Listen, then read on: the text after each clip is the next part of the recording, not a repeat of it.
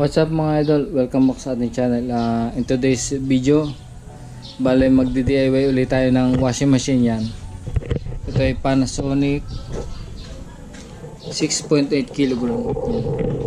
Ang problema ito daw ay ayaw gumana. Tinry ko, binuksan ko at doon ko na diligan, umuugong naman siya. Ang problema lang, nung iningot ko yung motor ito, grabe hindi umaikot to.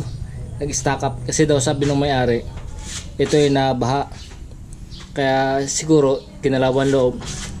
Pero kung makita hindi maikot hindi maikot. So tingin ko ito ang sira nito, stack up mo to. Sana maayos ko to. So ganoon lang mga idol. Kasi chinek ko ang mga wirings, okay naman chinek ko kung may mga shorted, wala naman. Ito lang talaga problema, ayaw maikot to. Ang tigas, wala malahat. Yun, medyo umikot pero hindi pa rin sapat yun. Hindi maikot to. Tibay. Tigas. Dapat yan, prevailing yan . So, tingnan natin kung yun yata.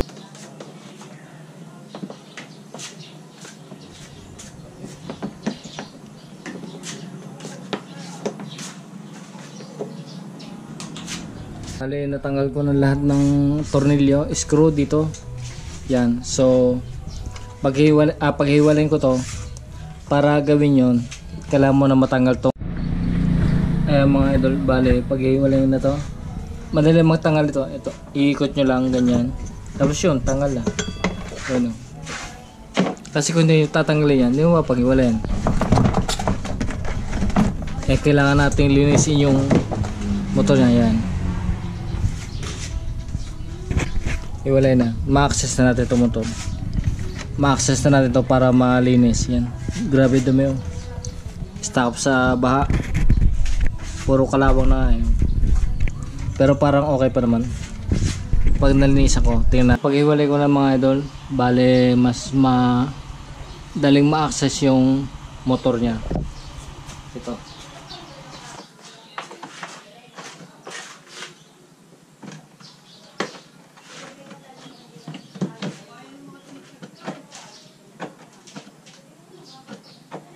ayan, tanggal na natin. So pwede natin tong linisin. Ayan, grabe ang kalawang. Tingin ko na abot ng kalawang tulog. Tingnan natin kung anong may itsura ito. Ang ano ko lang, baka hindi pwede buksan ito kasi naka-rivet lahat. Tingnan natin kung mabubuksan ko. At dahil sa hindi ko mabuksan to, dito ko lalagay lang kasi stack up dito. Maganda sana kung malagay din yung ilalim kasi yun ang kinalawan. Yun.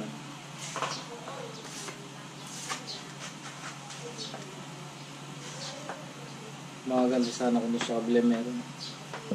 Huwag nyo pakarami at baka maabot yung motor nya.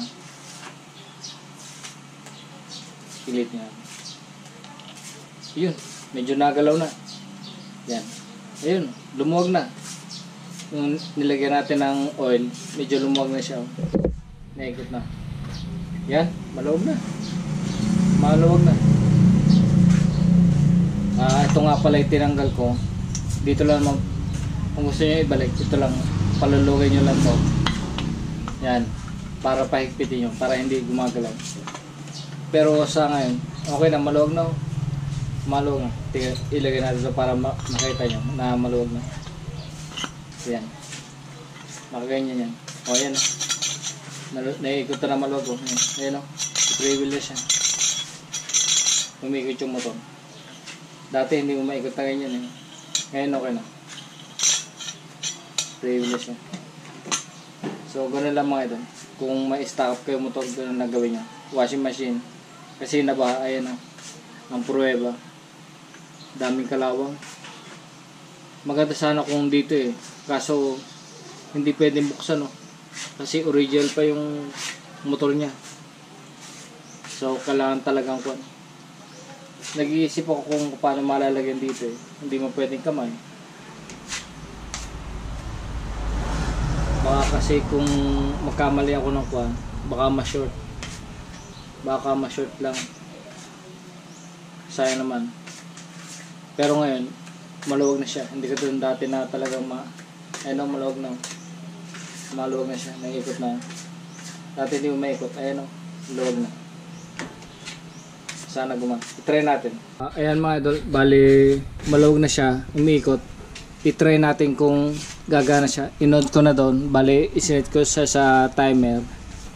Ibig sabihin, naka-on na siya doon. Pag in-unplug nilagay natin sa saksakan, dapat gumana yun. Tingnan natin. Dito. Sige, isasaksak ko na. O yun, ayos. Magana. Ayan. Tagumpay na naman mga idol. Nagtagumpay na naman tayo. Ayos. Gumagana na. Kanina hindi nagalaw yan. Hindi maikot. Ngayon okay na. May reverse. Mas luluwag pa kasi naandar na yun. Tagumpay na naman mga idol. Babalik ko na kasi okay na. Buti wala mga sira sa o kaya dun sa pinakang timer niya. Buti hindi yun nasira. Dito lang sa motor. Nag-stack up lang kasi na ba. Ayan, gumagana. Kita-kita, maluwag. Kitang-kita, maliwanag pa sa sikat ng araw. Mga idol, naibalik ko na yung screw ng motor niya. Bali, tatlo naman yan. Tatlo piraso. Pero ito, titingnan ko pwede i-adjust to eh. Kung kunyari hindi pantay ang lagay nyo, dito lang yan. Pwede yung i-adjust ang motor. Pero tingin ko pantay naman. Ganyan lang para ibalik. Ikutin nyo lang ganyan. Babalik na siya. Yan. Ayan mga idol, naibalik ko na lahat. Screw nitong motor. Bali tatlo lang. Tsaka yung belt nya. Ito pa pala yung pinakang ano niya, drainage pipe niya. Ngayon tingnan natin kung pag may nakakabit ng ganito, kung ikot pa rin siya. Try natin. Yan. Tingnan natin kung gagana siya. Ikot niya mga idol. Gumagana pa rin. Yan. May sabit siya ba yan. So gumagana siya.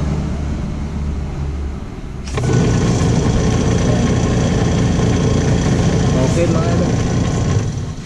Babalik ko lang lahat ng mga tornilyo nito kasi yung iba hindi pa nakakabit eh. Tsaka yung wirings ayusin ko pa. Pero okay na to. Gumagana siya. Ayan mga idol, na ibalik ko ng lahat. Wirings niya nakatago.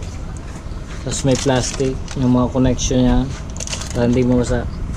Tapos itong motor, tatlong screw. Yan, nakabit ng belt. Yan.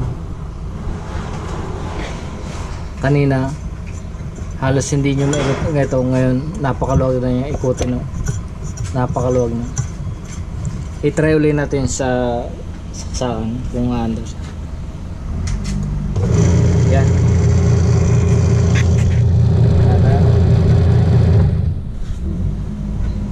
May reverse pa yan. Yan natin ang load.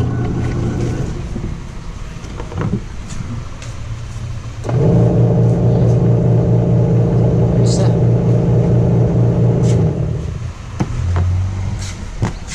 Pwede na kuhanin ng kapitbahay. Dali sa kapitbahay namin to eh. Napanood niya yung inayos kong air fryer. So pinagawa niya rin to. Butin mat na tsatsambahan natin.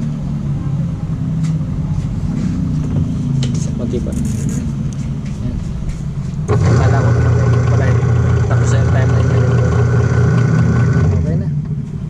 Okay na yun. So ganoon lang mga ito.